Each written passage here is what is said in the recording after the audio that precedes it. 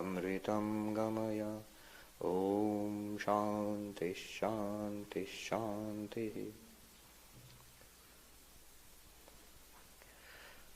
My pranams to revered Maharaj, other revered monks here, and dear devotees. Good evening. It's a pleasure to be back here again after 2 years, and suddenly this opportunity has come to speak with you. So I chose the subject self-enquiry. You see, the context is the human condition itself. We are all haunted by a dream of perfection, perfect happiness, peace, joy, overcoming suffering. We feel it should be possible. And this is what we are haunted by, and consciously or unconsciously we are chasing this. We have many projects. We chase it in many different ways. But that the dream of perfection is something that we all share. You may not call it perfection, you may call it a search for happiness, a search for truth, whatever we are looking for in life. But it's there in all of us. And Vedanta says it is true. What we are searching for, whatever we may call it, success, happiness, prosperity, whatever we may call it, it's not a false quest. It's not a fool's errand. There is something within us that corresponds to this search. But the thing is, we are looking in the wrong place. The big problem is, as we come into this life and we look outwards, we search for that perfection, that central quest of our lives in the world around us. We search for it in money. The more we have, we think the happier we will be. We may say that, I know money cannot buy happiness. We may say that, but we have this slight feeling at the back of our minds that, if I were a millionaire or a billionaire, I would definitely be a little happier. That I don't question. So that kind of feeling is there at the back of our minds. I was reading the latest Oxfam report on the inequalities in wealth, and it says that it seems that 6 people, not 6%, 6 people in the world have half the world's wealth. This latest report says, last year it was 60 people, now they're saying 6 people have half the world's wealth. It's incredible. They're saying that it's not enough to call it extreme inequality. They're calling it pathological inequality in the world. But then how much is enough? Billions and billions, and still it's not enough. One wants to keep on accumulating. Obviously, wealth is not where you find lasting, satisfying satisfaction or peace. In possessions, gadgets, cars, houses, possessions. And yet there also, where is the end to it? We've got iPhone 6 now, along comes iPhone 7. And I can guarantee there'll be iPhone 8 and 9 and 10 and so on and so forth. So there is no end to that either. And whoever has found satisfaction there, even if you're satisfied with it, Apple will make sure that you're not satisfied by bringing out another one which makes you feel bad about the one you've got. Not in possessions. People seek for real joy and happiness, especially in our world, in relationships. People think that there's an ideal of happiness, especially in this country, that there's romantic love which will give lasting happiness. And there people think that it's possible. And this morning I was coming by train to Penn Station to take the Amtrak to Washington. And there are advertisements on the train. So there's this advertisement which said, it's interesting, it says, when diamonds are not forever, dash, divorce court. a divorce lawyer. Relationships.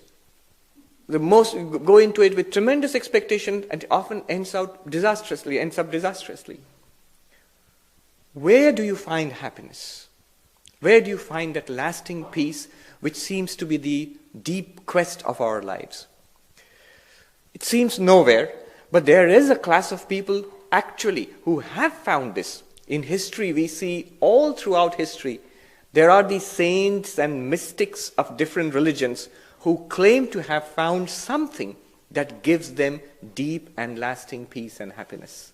They are the only ones who claim to have found this kind of solution, this end to the quest. Nobody else has. The thing is, we are looking in the wrong direction. The Mundaka Upanishad says, Paranchikhani vyatrinat swayambhu tasmat parang pashyati nantaratman. The Lord has made our senses in His wisdom, has made our senses in such a way that all of it flows outwards. We see things out there, we hear things out there. So outwards, and we do not see what is within us. Vedanta, the central message of Vedanta is that what you're looking for all your life lies within you. In fact, it is you, your real nature. The essence of Vedanta can be stated in the so-called great sentences, profound sentences, Mahavakya. Tattvamasi, that thou art. Aham Brahmasmi, I am Brahman. I am Atma Brahma. This very self, this you, this person is Brahman, the infinite. Prajnanam Brahma, this individual consciousness here is actually the universal consciousness, pure consciousness. All of these, they mean the same thing. What we are looking for lies within us. We are looking in the wrong direction. It lies this way. This real self of ours, which is the goal of Vedanta, it's always there with us, all the time. And that, according to Vedanta, is a real goal of religion. All religions, all spiritual paths lead back to what is already within us. I remember something funny. I mean, this quote, I used it once too often. This is something which I like very much. It says, what lies behind you and what yet lies ahead of you in life. That means what has already happened in your life and what's going to happen in the rest of the years of your life is as nothing compared to what lies within you. Right? It's such a beautiful way of expressing the non-dual truth, or Vedantic truth. What lies behind us in our lives and whatever will happen in our years ahead is nothing. Neither the good nor the bad, none of it compares with the infinity that lies within us. So I used this quote once too often, and then I had to suffer the consequences. In Santa Barbara, so a devotee gave me a card which says, and it exactly says the same thing on top of the card. What lies behind you and what lies ahead of you is as nothing compared to what lies within you and ... Open the card. What lies inside the freezer? So in the freezer, we went there and they had put ice cream in the freezer there. But this gives rise to a special problem. You see, if we say that the ultimate truth sought after by the mystics and saints of all religions, what they have found, is already within us, it creates a special problem. If I say that there exists a God, if you say where? Oh, in heaven. That's all right then. Because if that ultimate reality is here and now, then the question will come that, why don't I experience it if it's here? If there is a God in heaven, I at least have an excuse. You don't experience God here because God is in heaven. I was driving along in some place, and there was a big billboard which says, heaven is a place. If heaven is a place, that's good in a way, because then you can claim that, yes, heaven is real, you have to believe in it, and you will go there. You don't experience it now because this is another place, and that's heaven, that's another place, and there's a third place for you if you're naughty. So these are different places.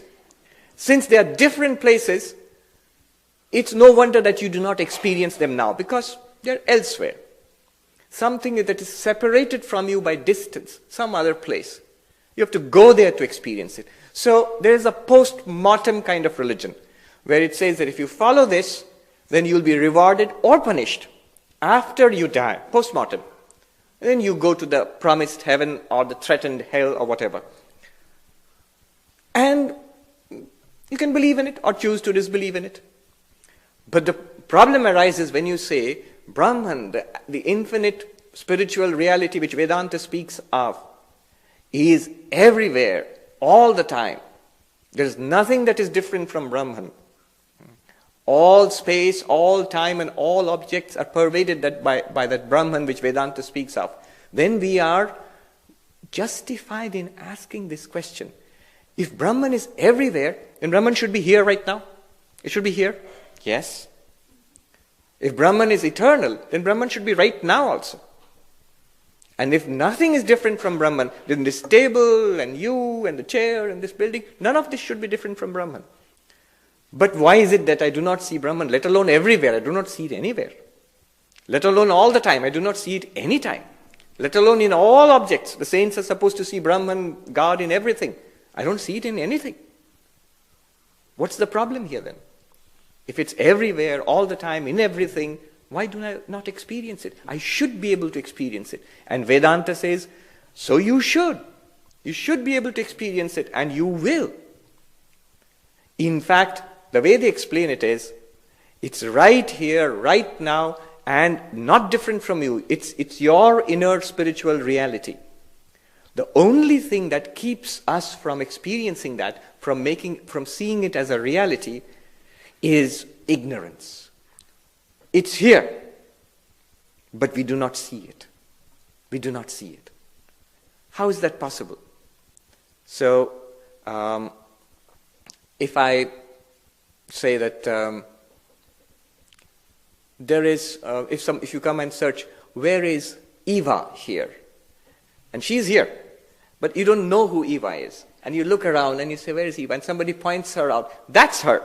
And then you say, oh, okay, that's her. Now you've already seen her before this. But what happened now? Somebody supplied the information and you recognized, oh, that's Eva. Did you see somebody new, or did you get new information about what you are already seeing? You got new information. You were introduced to something that you are already seeing. It's already there. The self that Vedanta speaks about, that Brahman is our own inner self. If Brahman is our own inner self, I am right here. It should be right here. It is right here. What we need is somebody to introduce us. Do that. That's Eva thing. That's Brahman. That's what Vedanta does. It introduces us to Brahman in our own experience. To do this, to introduce us to our own spiritual self, Brahman, there's a process. The whole idea is to remove ignorance about our own nature by knowledge about our own nature. Ignorance is removed by knowledge. Avidya is removed by vidya. Ajnana by jnana. But there is a condition here. They say in Vedanta that knowledge can remove ignorance only when the object and locus of knowledge and ignorance are the same. And that sounds awfully technical, but it's actually very simple. Ashraya and Vishaya in Sanskrit, they should be the same. What does that mean? What you are ignorant about, what I am ignorant about, my knowledge should be about that. Which simply means if I am ignorant about German, it's no use learning Spanish. I need to learn German. If I am ignorant about my own self, to remove that ignorance, I need to learn about my own self.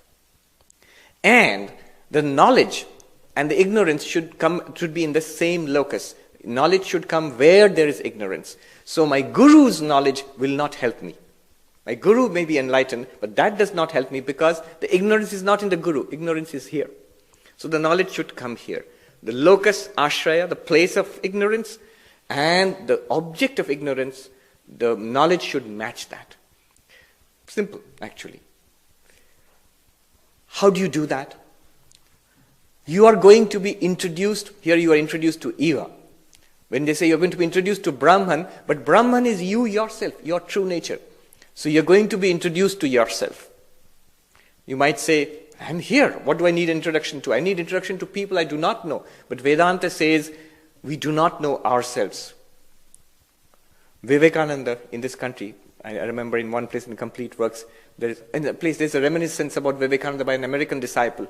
She says Vivekananda would sometimes look at us, Swamiji would look at us and say in a tone of pathos, if only you knew yourself as you truly are.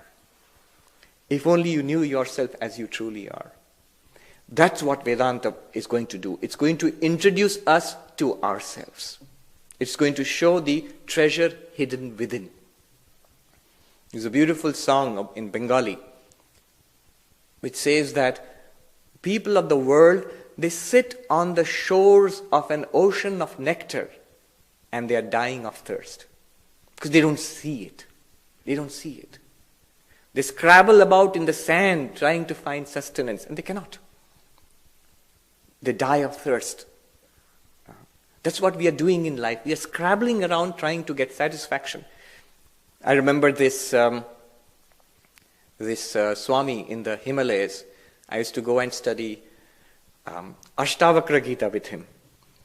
A strict non-dualist Swami in the tradition of Totapur. He was also Punjabi. I don't know if he's still alive. Used to sit at his feet. I and some other monks, we would go and study. And I used the Ramakrishna Mission publication of Ashtavakra, which is a translation, Nitya Swarupanji, into English. And the monks there they looked at it and they were surprised. And in Hindi they said, "Acha, Angrezi mein Ashtavakra, dikhaiye. You have an Ashtavakra Gita in English, let me see it." He said to us that one day a television crew came to Gangotri and they wanted to, because the Swami had never seen television, they wanted to put up a show for him. So they put a TV set in front of him, they cranked up a generator, pointed the camera at the river, and the Swami said, "I saw everything, oh monks. I saw the river and I heard the gurgling sound of the river water. Sab dikhta hai Mahatma ji, kal kal pani ka shabd bhi sunai deta hai." And he says, I can see that. The river in front of me, in the TV, in that box.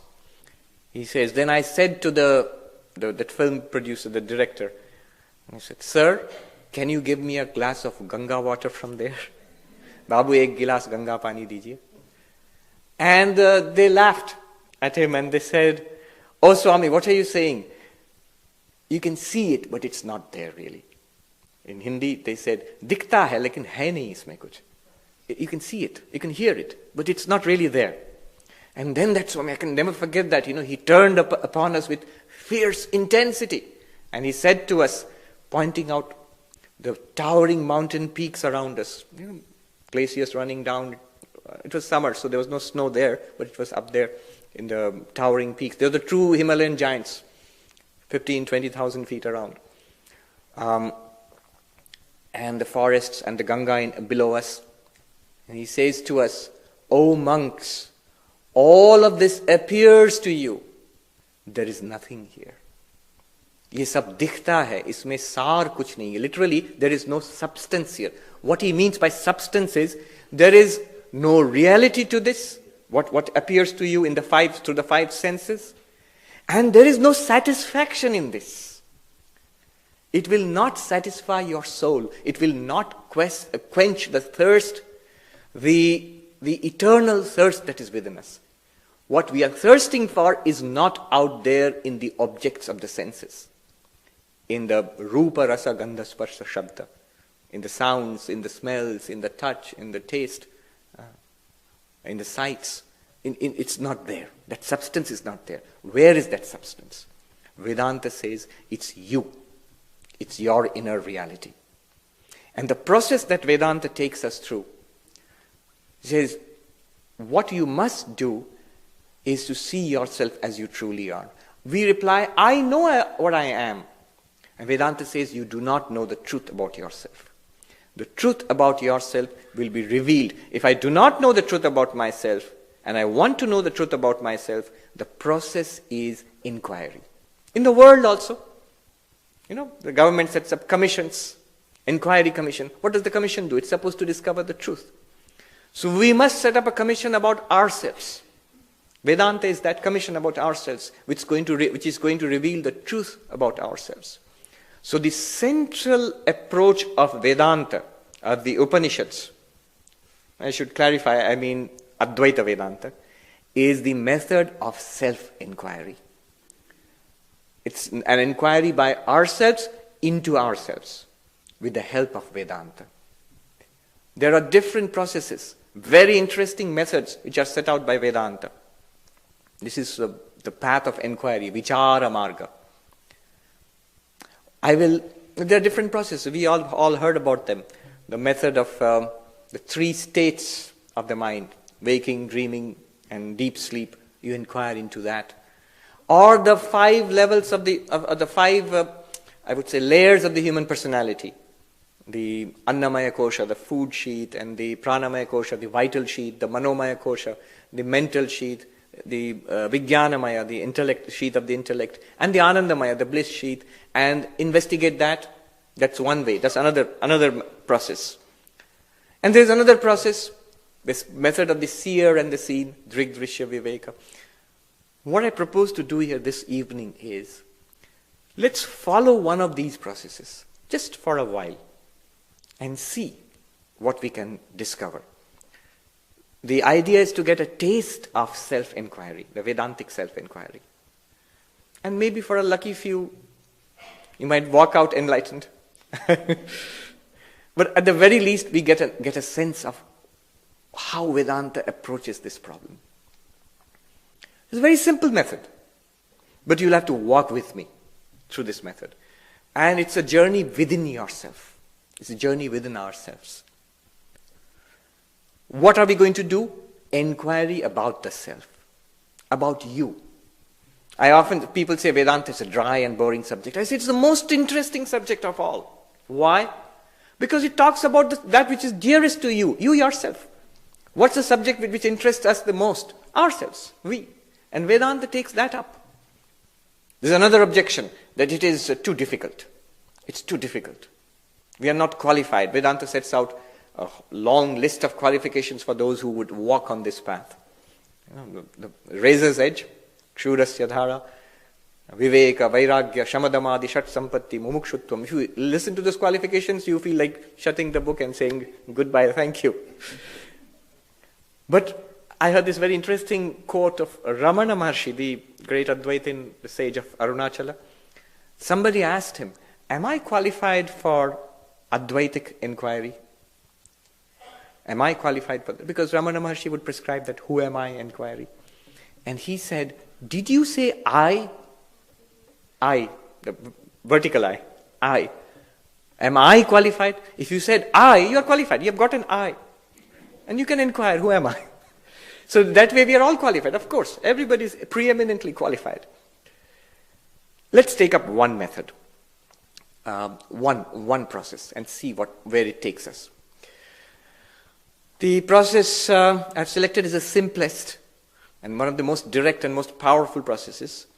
It is the method of the seer and the seen, Drig Drishya Viveka. It's one of my favorite approaches, but I've done it so many times, people have sort of identified me with it. But anyway, it's very simple and direct. Who am I? In every experience, I know that I am the subject of the experience. I am that which experiences. And everything else is an object of experience. I am experiencing it. So in every experience, I am the seer, and what I experience is the seen. Seer and seen. So whatever is the seer is me, and what is the seen is different from me. It's something very simple. When you are looking at this, you are different from this. Your eyes see this, and therefore your eyes are different from it. If it were not different, if it was not a different entity apart from your eyes, you wouldn't be able to see it. In fact, the only thing that our eyes cannot see are the eyes themselves. The limits of our vision are not out there as we would think. They are here. We do not see our own eyes. So, the seer and the seen must be two different entities. This is what we must hold on to. This is the operating principle with which we will work this evening. The seer and the seen must be two different entities. Now, the very first verse of this little book called Drig Drishya Viveka is a very powerful verse. It takes us to the entire process. It's complete in itself. It'll take you to that inner self which Vedanta speaks about. And the journey is completed in 4 stages. Stage 1. And it's very simple, step by step. And in fact, for the first 2 steps, you will just say, yes, go on. We know all this. From the known to the unknown, something that's very common. From there, in little baby steps, till suddenly you say, wait, back up. What did you just say? First step, very simple. Rupam drishyam lochanam drik. The forms, rupam literally means color, but also you can extend it to whatever you see, the forms. Rupam, Drishyam. All the forms are the seen, and the eyes are the seer. You may say, wait, eyes are not the seer. I am seeing through the eyes. Don't even go there. Baby steps. Very naive, simple approach. Eyes are seeing, and the world of forms is seen. And very clearly, the world of forms is different from the eyes. The eyes is something different, the world of forms is different. One. And also note, just by the way, the same pair of eyes sees myriad different forms, thousands of forms. Since the morning till now, how many shapes and colors and things you have seen with the same pair of eyes? The seer is one, by which I don't mean that we are one-eyed, but the same organ of vision. The seer is one, the seen are many. Another thing, let's notice. The seer remaining the same, relatively speaking, the seen keep changing. Imagine how it has changed since the morning. You woke up and saw something, then you came out, you went to work, and then you came here, you're seeing something now, afterwards you'll see something else. What you see continuously keeps changing. That which sees, it's the same eyes. The same eyes, remaining the same, more or less, they keep seeing different things. The seer and the seen are different. The seer is one, the seen are many. The seer is relatively unchanging, and the seen keep changing. These things will become important later on. That's stage one. And at each stage, you should do one thing. You should note that it's a fact. Is it not a fact that you are seeing this with your eyes? It's a fact. Take it in a very simple way. It's a fact, yes. Each stage you should see it's a fact, not theory. Not something to be realized by the grace of God. That you are seeing this with your eyes, is it something to be realized by the grace of God? No, it's a fact. You're impatient. Go on, we know this. Second stage. Tadrishyam driktu manasam. The eyes themselves are objects of our experience. My eyes are open. I can't keep my eyes open. He's boring me so much. I need glasses, or I can see perfectly well. What is happening with my eyes, I know. How do I know? With my mind. I can think about it. I understand. Not only the eyes, ears, and the whole body, in fact. I understand everything about my eyes and the rest of this biological system with my mind. So the eyes and the rest of this is the seen, and the mind is the seer. Eyes are the seen, and the mind is the seer. Seer and seen are different. They're two different entities. And here again, is it a fact? True, yes. The mind, whatever it is clearly different from the eyes. The eyes are right here, and there's a clear biological system which can be described, which seems to be quite different from the mind which is experiencing the eyes. So the seer and the seen are different. Not only that, the various sensory systems, the eyes, ears, and all of them are experienced by one common mind, the internal organ, antakarana, which experiences all the different sensory systems. Not only that, they are all changing. At one time I could see perfectly well, 20/20 vision. Now I need glasses. Who understood that? The same mind. So the different conditions of the body and sensory system are understood by the same mind. Is it a fact? Yes. Note that it's a fact, that it's a fact of your life. You don't need Vedanta to understand this. The next stage, the third stage, is where things get interesting. We are doing self-inquiry. We are going deeper and deeper to find you. How will we find you? In this process, you are the seer, the real seer. The eyes, which were the seer for the world, have now themselves become the seen, and the mind is the seer. And what about the world? Still the seen. Mind, through the eyes, sees the world. The mind sees the eyes. Sees the eyes means experiences, understands, knows the conditions of the eyes. Simple. The mind itself.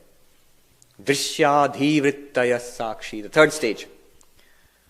The conditions of the mind, thoughts, feelings, emotions, perceptions, memories, all these are experienced. That I am sad or I am happy. I know this. Who else would know it if I don't? I understand what he is saying. I do not understand what he is saying. The intellect, the functioning of the intellect, I clearly experience it. We have all had the experience of struggling with a math problem which we cannot crack. In school days, I don't get it. I'm not getting it. And then we crack it. And then we feel, oh, I got it right now. See, from the intellect shifted from not understanding to understanding. And clearly I experienced it. That school child experienced it. The shift in the intellect. I cannot remember something. I'm trying to recall. Then I recall it. That state of not recalling and then recalling, both I experienced. So memory, intellect, emotions, perceptions, all the stuff that is in the mind, all of it is experienced. What or who is experiencing the mind? That which experiences the mind, you cannot deny that the contents of our minds are experienced. If they are experienced, the mind itself becomes the scene. And there must be a seer of the mind. Right? Let's call that the seer of the mind the witness, because it witnesses the changing mind. It calls it the sakshi. And remember, the witness, the seer of the mind and the mind must be different. Yes, they cannot be the same, because seer and the seen are two different entities. And there will be questions, isn't it the mind observing the mind? And I'll let you work out those questions. If you cannot, you'll ask me, I'll give you clear instances where you can see clearly it's not the mind. Something else apart from the mind. Of course, Vedanta is going to say it is consciousness, pure consciousness, which illumines the contents, the movements of the mind. Sakshi, that must be separate. The seer must be separate from the mind. Not only that, all the contents of the mind, all the thoughts, feelings, emotions, memories that we have had throughout the day and throughout our lives have been illumined by that one witness. And the mind continuously changes throughout the day. So many thoughts, feelings come up. It's the unchanging witness which witnesses the changing contents of the mind. So one seer illumining the mind, unchanging, and the many contents of the mind, they become the seen. Seer and seen are different. Here we come to something interesting. You are not the mind. You are the witness of the mind. This is something that most of us, we do not think that way. We mostly mature, educated, adult people, we identify ourselves with our minds. We feel we are this person inside a body. We say, I am the body, or it's my body sometimes. But we generally identify ourselves with our minds. That's what we call our personality. That's what we call our me, my I. This is me. It contains our little biological tale, the story of my life. That's all part of the mind, memory. This is who I am. This is what we think. That's my personality. But Vedanta says it cannot be you. Why? Because you are always the seer. In every experience, you must be the experiencer. And the mind is something that is experienced. Clearly, you cannot be the mind. You must be something apart from the mind. You don't feel the mind is experiencing you. You experience the thoughts. Then the whole human personality is very interesting. The word personality, I discovered, comes from the Greek personae, which means a mask. You see, it seems in ancient Greece, in theaters, there was no sound system there. So the players, the actors had to go out into the amphitheater and hold up big masks about their role, whichever role they're playing, and then recite the lines, and then come back, change the mask and take it out and hold it there and recite the lines. Those masks were called personae. In fact, the word personality has come from that. It literally means a mask. It's not who you are. You are not the person you think you. You're not even a person. You are the consciousness, unchanging, pure consciousness, shining upon this person, the little person, and enabling the person to exist and function. That's the radical conclusion that Vedanta gives. Not so radical, actually. I've been looking at different problems and discussions which are coming up in consciousness studies. And they are having a big problem dealing with what is called the hard problem of consciousness. That how is it possible for a completely physical system, this body is a physical system, and what lies within it is also a physical system. How is it possible for a material, physical system like this to generate a subjective first-person experience? You see, when you look at this, what we can find from outside, a scientist can find, is some neurons firing in your brain. That much they can find. But your experience is not of neurons firing in your brain. You experience a piece of paper shining in the light here. You experience the color pink here. That's what you experience. You don't see neurons firing in the brain. Externally one thing, internally there is a first-person experience. I often give the example of, in California we have this Google car, a car which drives itself. There are computers which drive it. There's a lot of discussion going on about that. So when you're driving along and this Google car pulls along next to you and you look, there's nobody in the driver's seat. There is actually, nowadays there is, but that guy is not driving. He keeps his hands off from the steering. So when you are driving, there is such a thing as a feeling of driving. There are sights, sounds, decisions to be made continuously. You are experiencing all of that in real time. A vivid inner movie in multiple dimensions. Sound, sight, smell, touch, a feel, thoughts. None of that is there in the Google car. Even Google's best computer engineers would never dare claim that the computer is having a first-person inner life. No, they don't. But externally, that car does exactly what you are doing. And maybe better. They claim it drives a car better than a human driver. This difference, consciousness studies has no handle on it. How do you explain it?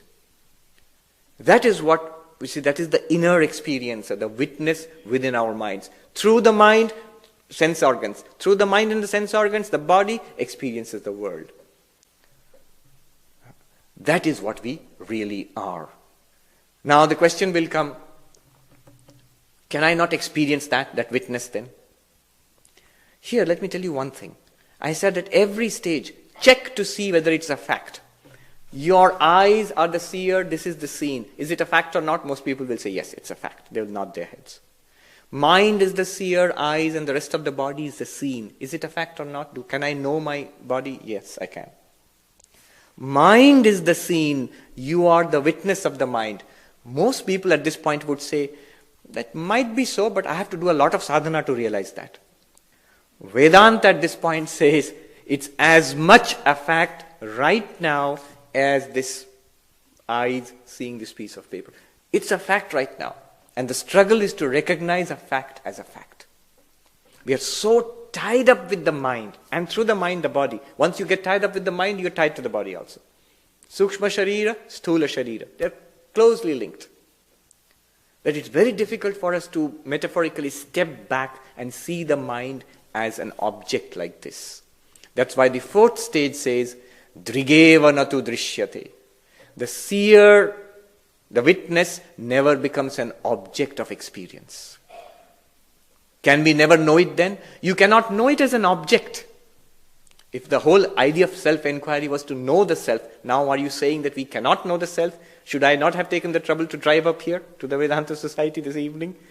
No. In fact, what it says is you cannot know the self as an object, but you do know it as yourself. You are it. There is a way of knowing as an object and a way of knowing as being. You know, the difference between, if a doctor examines the contents of the stomach and with this enzyme and these secretions and comes to the conclusion finally after looking after all the reports, this person is hungry. And the person can say, yeah, I know, I feel it, I'm hungry. That's a subjective report of an objective finding, you know. So internally, that's another way of knowing, by being something. You are this consciousness. You shining, everything else shines. Tameva bhantam anubhati sarvam. You, that consciousness shining, your mind shines, irradiated with that consciousness which you are. Your mind shining, the sense organs light up.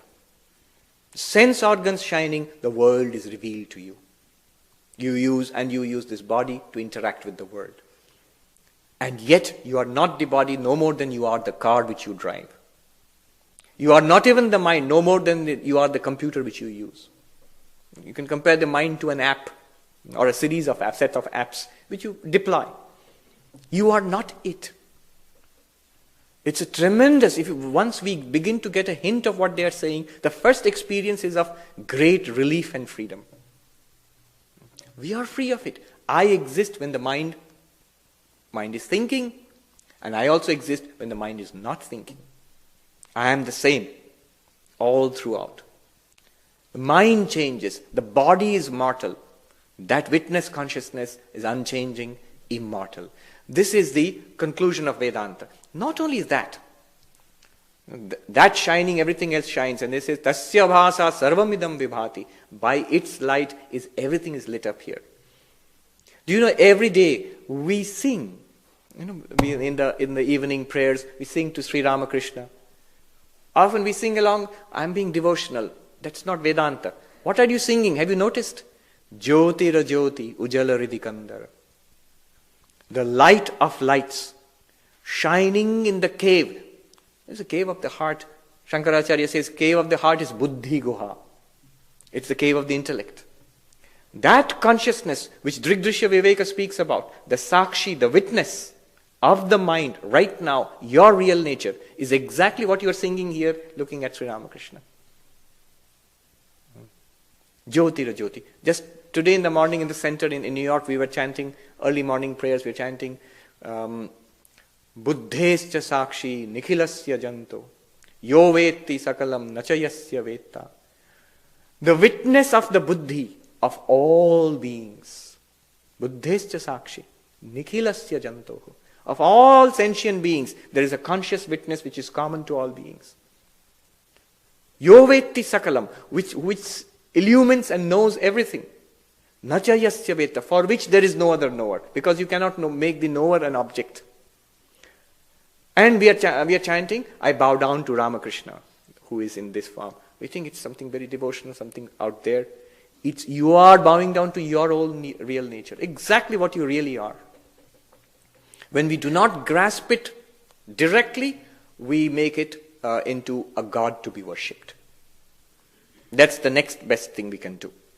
So, Vedanta says it's in this consciousness that the world shines. As we think about it, this is only the opening movement in a very grand symphony. The next step is even more grand.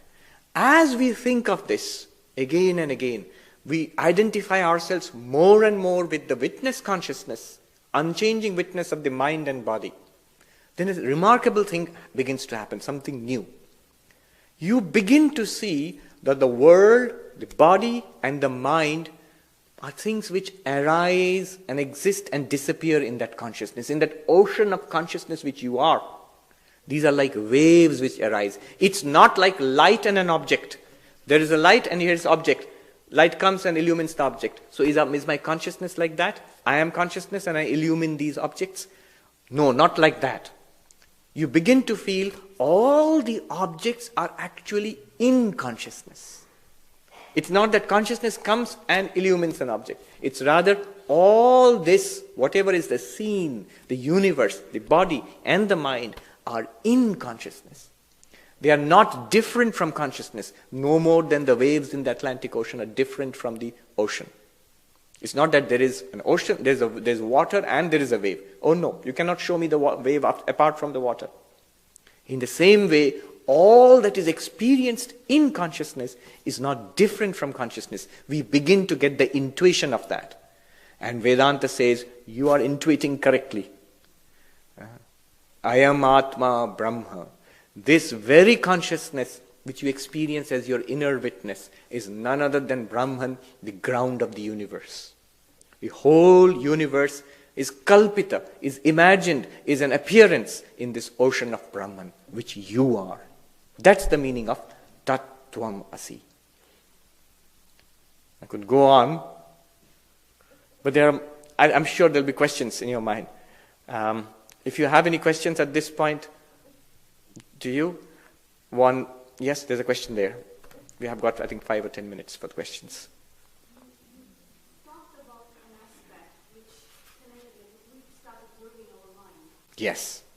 The other term that people use is mindfulness. Yes. You try to pay attention to how you're thinking, how you're acting, what your actions are, how you're reacting.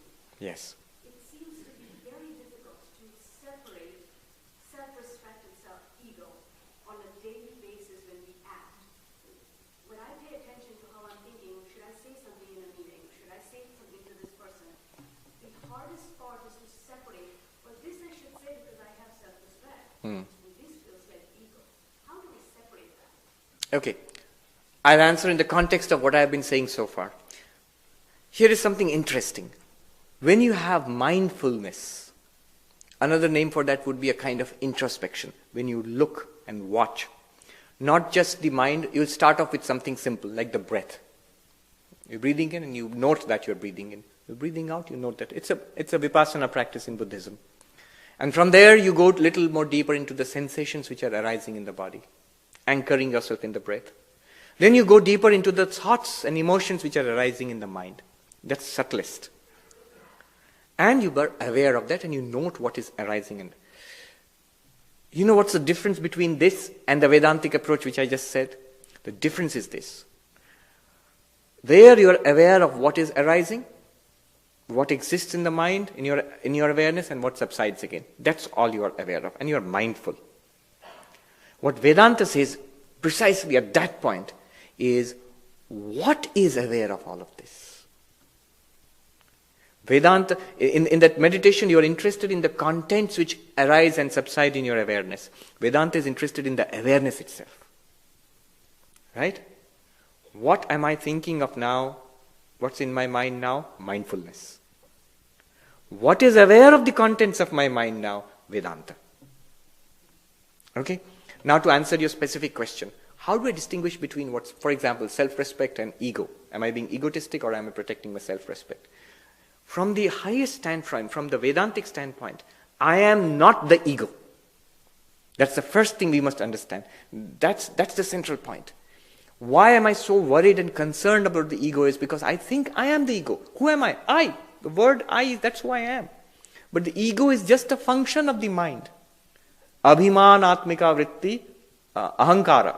That is abhimanatmika, which appropriates to itself all other functions of the mind and body. I am speaking. Speaking is happening in the body with the help of the mind. And what does the ego do? I am speaking. You see, I am listening. Listening is happening there. And what does the ego do? I am listening. It appropriates to itself. It steals something that does not belong to itself. You are not even the ego. Did you notice what I said? The little personality is a mask. What does the ego identify itself with? With the mind, with the body, with the story of your life. That's what the ego says it is. All of that is witnessed by the unchanging consciousness which you truly are. The moment we do that, we take a step back from the ego. Then the ego becomes an object like this. You're no longer afraid, you're no longer overprotective about the ego. The ego becomes much weaker. It relaxes its hold. Have you noticed we all sing, Chidananda Rupaha Shivoham Shivo, I am bliss, I am consciousness, I am the nature of Shiva. But do you know the first line which you sing? Mano buddhi ahankara chittani naham. I am not the mind, I am not the intellect, I am not the memory, I am not the ahankara. What a apparently contradictory thing to say. I am not the I. Ahankara means I, ego. I am not I. What does it mean? Isn't it self-contradictory? It's not. You are the witness of the I. When you know yourself that way, the ego loosens its hold upon you. Then you can actually judge whether I am being egotistic or is it genuine self-respect. Right? And you can afford to be humble without any fear. Truly saintly people, they are the most humble of people. They have the greatest amount of real humility. Without any kind of sense of inferiority. Very relaxed, very sweet, full of humility. Because they do not that little person is not the whole identity. They are one with the entire universe, or the entire universe is one with them. Question. So, thank you for the nice lecture. Yeah. So you just mentioned that this table, this chair, this wall are all Brahman. Yes. So, I think you're talking about the existence part of the Brahman. Yes. And then you say you are witnessing it. Yes. You are talking about consciousness part of the Brahman. Yes. How about the bliss part? Right. Now, look at the language. It's not a part. I'll just make a point there. What it is in itself is very difficult to say. It's beyond language. But it is definitely the very existence of all things that exist. The existence itself is called Sat. That's the existence aspect of it, of Brahman. Because existence, Sat is not a part of Brahman. It's not like this table has got parts. So there's one part called Sat, another part called Chit, another part called Ananda. It itself is Sat, it itself is Chit, it itself is Ananda. All things that exist borrow their existence from Brahman. And therefore, because nothing could exist without Brahman, I mean, literally, logically speaking, what can exist without existence? Nothing can. So, Brahman is called existence absolute. Swami Vivekananda said, not that it exists, it is existence itself. Now, as you rightly pointed out, you notice that aspect in everything in the world. After all, what is has to have existence. And you notice another aspect in yourself. Not only do you exist, not only do inside when we look at ourselves, not only do I exist, but this existence within me shines. That is Chaitanyam, consciousness. In every experience that we have, it borrows, the mind borrows consciousness from Brahman, from the Atman, and enables that experience. That shining, everything. When you say shining, the consciousness aspect comes in. And in every joy and happiness and meaning and value in life that we have and that we chase, that we want to possess, all of that, that joy, that value, that meaning, that bliss is borrowed from the Ananda aspect of Brahman. One way of explaining this is, one way I've come across, is that everything borrows existence from Brahman, from Sat. Every thought, experience, thoughts, feelings, emotions, only in the mind do we find the appearance of the consciousness aspect of Brahman. Only in the mind. Which mind? Your mind. Right? You say, why? In all minds here. But you do not experience the consciousness in all beings. All you experience here are the bodies. If you are a telepath, you would experience their minds. But the consciousness in all beings never becomes an object for your experience. So, consciousness is experienced by us only in our minds. And in the sattvic mind, happiness is experienced, bliss is experienced. So, this is another way, the bliss aspect manifests in the sattvic mind. Now you have any name and form manifests the existence aspect, Sat. Only a subset of these names and forms called the minds, Antakarana, subtle body, manifests the Chit aspect of Brahman. And a further subset of the mind, when the mind is in sattvic state, it manifests the Ananda aspect of Brahman. Ananda itself, you cannot have Ananda without Chit and Sat. You cannot have Chit without Sat. Right? So Anand, Sat, Chit, Ananda are the same thing, but depending on what medium you're experiencing it in, you can have only the experience of Sat, borrowed Sat, or the experience of Sat and Chit, or the experience of Sat, Chit, Ananda. That's one way I found of explaining this. Yes.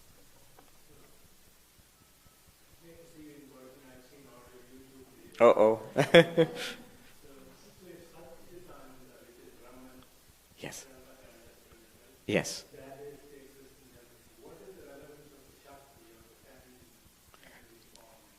Yes. Now, so he's asking, then what is the relevance of the Shakti? In Advaita Vedanta, they are very minimalistic. The first thing that we learn about Advaita Vedanta in our textbook, Vedanta Sara, one line which we memorize, the whole takeaway from that book is one sentence.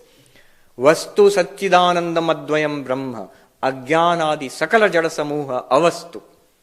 The reality is only Sat Chid Ananda non-dual Brahman. Starting from Ajnana, which is the word they use for Maya, Shakti and all of that. Starting from that, and all of its products are not real in themselves. They borrow reality from Brahman.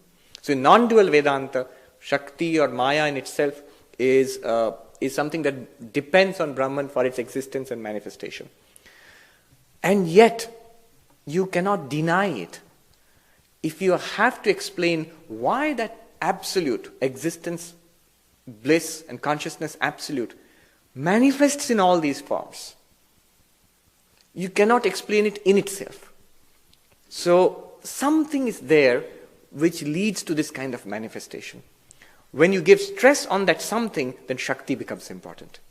Then Advaita goes into Shakta Advaita, into, say, for example, Kashmir Shaivism, all the other nearly non-dualistic philosophies, I would say. They're all classified as non-dualistic, but they are not exactly the same as Shankara-Advaita.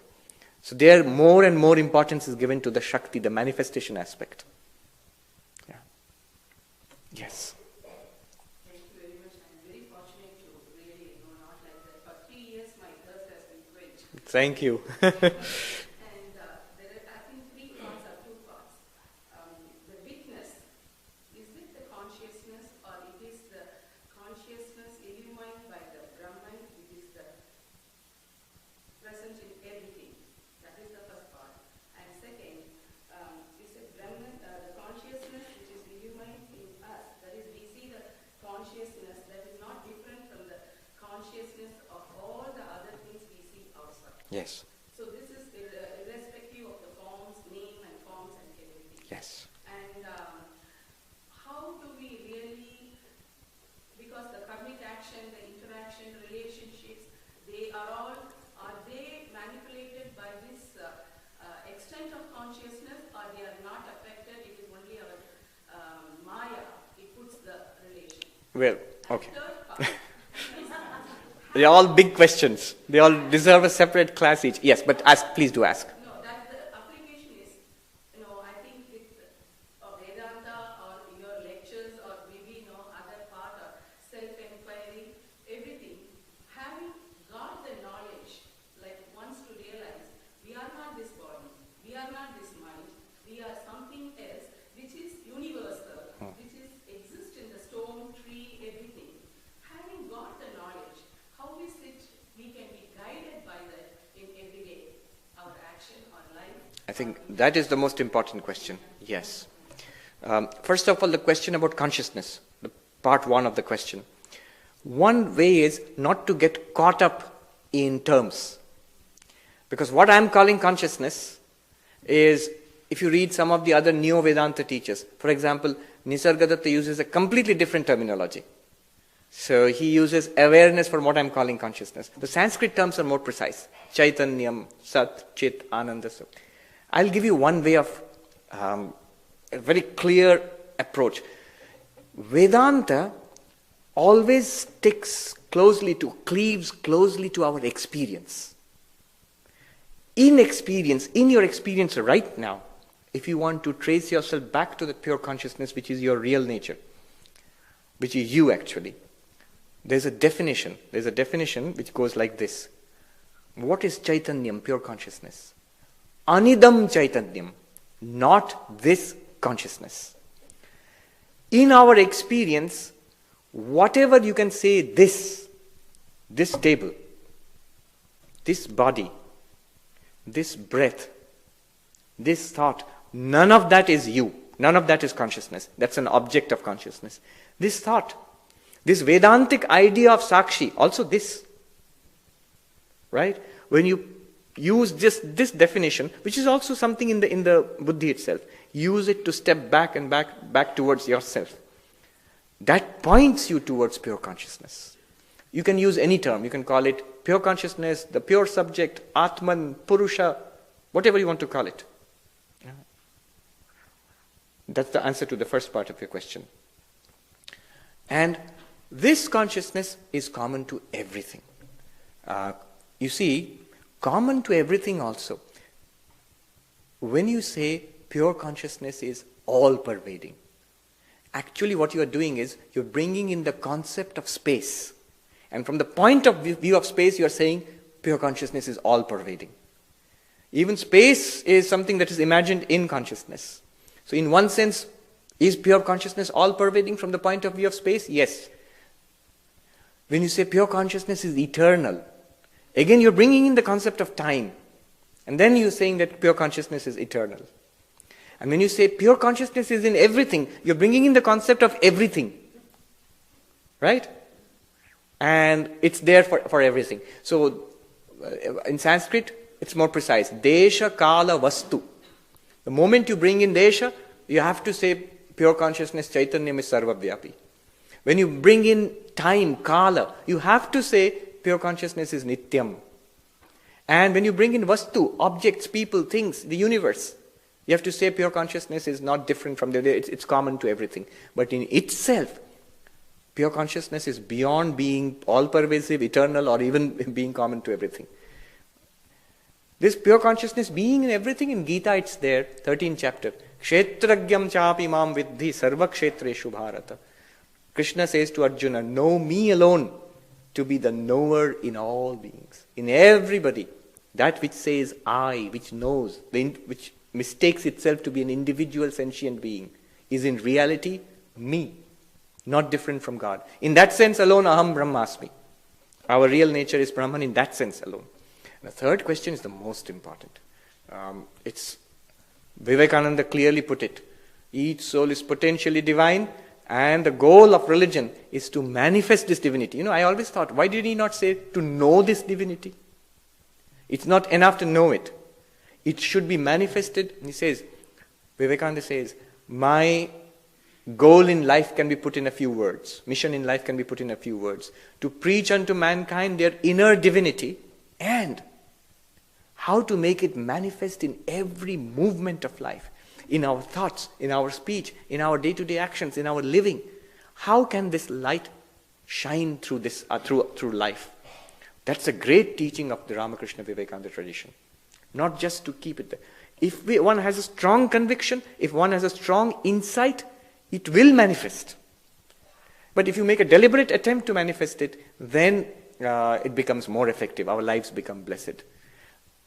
It has to be worked out at the level of thought, at the level of understanding, at the level of feeling. Oneness. I am one with everybody. You and I and all of us are actually one reality. Literally, absolutely, in a literal sense. How will that affect our ethics? How will that affect our behavior towards others? Tremendous effect will be there. Has to be there. Yes.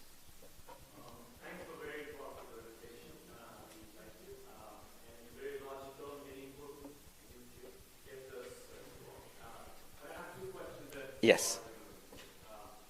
Number one is you very nicely presented the fact that the logical sequences like seer and seen, and then work back. Yes. From eyes to mind to self. Yes. But this logical sequence is created by logic, which comes from mind. From intellect even, yes. Yeah, from your intellect. So, since intellect or mind is an inferior entity to the self, Yes. how can it do that? How Yes. can the logic that comes from mind say there exists a self, Yes. which is a superior entity? Yes. Yes. That's all it is. The other is, The last one. between mind and self, the idea as you presented very nicely is that you have to detach yourself from mind so that you can see the mind. Okay? Now the question is the practice. Now, you can talk about this concept of consciousness, very nice concept. But there is a level of consciousness varies from person to person, and there are infinite levels of consciousness. Now, Vivekananda once said, and someone mentioned that it's so hard to get to that consciousness. Like, however the mind rebels, however the body rebels, in the midst of uttermost darkness and agonizing torture, that is common. So which says it's a very tough thing. So the consciousness that's huge, but there are infinite levels. Now, the problem is about the practice. How you detect? All right. So yes. Right. Okay. These are the two questions. These are the last questions because we are, and Sri Ramakrishna said, "Khali pete dharma hai na." So consciousness is becoming weaker now in the lack of food. But let me take the last one first. The question about practice. Many people ask, "Oh, it's wonderful. I get what you're talking about, Swami. But now what do I do?" That is where the entirety of sadhana comes in. You see, because directly to do that, it's so enormously difficult. When you actually seriously try to even grasp what it is, it becomes very difficult. That's why the enormous range of sadhana. Start with the most external. Our behavior, our actions, convert karma into karma yoga. You see, when you're trying to detach yourself from this little personality, all work now should be done for something greater than this little personality. You can relate all the sadhana back to Advaita. You can see how it works. Bhakti yoga, of the nature of I want the world. Divert this I want towards God. I want God. Same I want. Bhakti yoga. Raja yoga. All this theory seems theoretical because the mind cannot absorb it. In one place in the gospel, Advaita is being discussed. And Sri Ramakrishna listens carefully and he makes one comment. Kothagulo to bhalo, dharana hawa chai. The words are good. It should be assimilated. It cannot be assimilated because the mind is not ready to assimilate it. Deep meditation, consistent meditation, complete calmness of the mind is required to get that clarity. What we require is more than understanding the clarity. We have understood. It's not that we have not understood. It should become a real thing for us. That's why I said, can I give a tick mark? It's a fact. That much clarity should come. So sadhana, all these sadhanas are the great aids towards this clarity. Now your first question was, how can the mind, the intellect which is an inferior entity, reveal the Atman which is superior? The answer is it cannot. Then you say, what are you doing then all this time? What we were doing is knowledge, which is a function of the intellect. Removing ignorance, which is in the intellect. Remember how I started? Locus and object of ignorance and knowledge must be the same. Where is ignorance? Is it in the body? No. Is it in Atman or Brahman? No. Ignorance is in the individual intellect. Where is knowledge required? Not in Atman. It's required in the intellect, in the mind. In this psychophysical being, we must manifest that knowledge. That removes the ignorance. In fact, Shankaracharya says at one point, you do not need sadhana, knowledge and all that to become Brahman. You are that already. All you need it is to remove ignorance. Every kind of spiritual practice, including the highest Advaita, removes ignorance only. It removes, wind cannot take you to the moon. The wind can only blow away the clouds. The wind is here in the atmosphere, the clouds are here in the atmosphere, the wind removes the clouds, the moon is always shining. That's what knowledge does to us. It's not that the intellect reveals the Atman, rather the Atman reveals the intellect. That's why again and again it is said, the intellect cannot grasp the Atman. The clarity comes, the intellect becomes an object to the Atman. That comes. We are not trying to grasp the Atman. They say in Advaita Vedanta, never try to understand yourself as Brahman. You cannot. Try to see rather that I am not the body, not the mind. What I think of myself as, that I am not, that clarity should come. Automatically you will realize there's something separate from this. Okay, good questions. Very good. Thank you very much. Thank you. Thank you.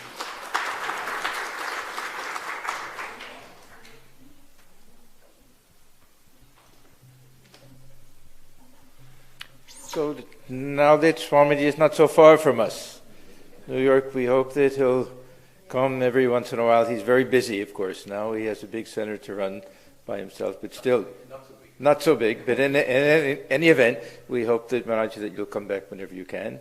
It's really a great joy to listen to you. Thank you so much.